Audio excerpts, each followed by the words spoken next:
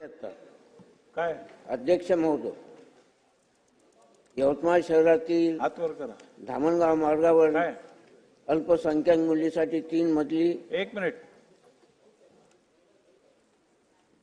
तर अध्यक्ष महोदय, मी काल सन्मान्य अनेक सदस्यांशी आमदारांशी बोलत होतो आणि आता विधिमंडळाला वीज बिल सवलतीच्या दरात मिळते की नाही आम्हाला माहित नाही, पण एसी खूप गार आहे, जरा एसीच्या काय नाही, उद्यापासून कोट घालून या.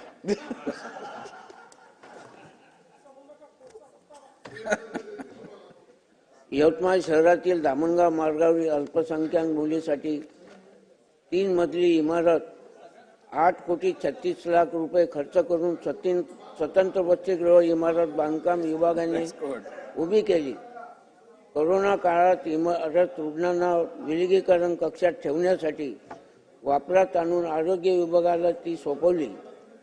त्यानंतर परत बांधकाम विभागाला परत दिली.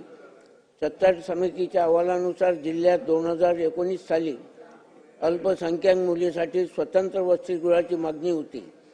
कोरोना महामारी 2 वर्षे इमारत आरोग्य विभागाला ताब्यात होती. त्यानंतर कोरोना महामारी संपताच ही